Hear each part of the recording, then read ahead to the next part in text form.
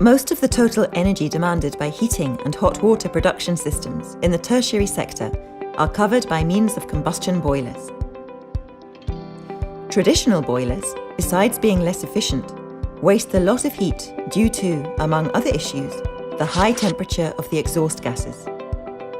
Replacing old boilers with more efficient ones can result in great energy savings.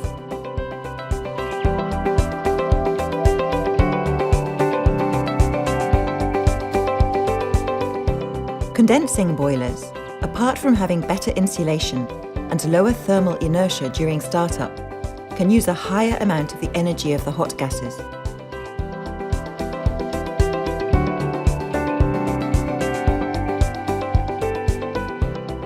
In these boilers, heat exchange between hot gases and water is more efficient at reducing fuel consumption.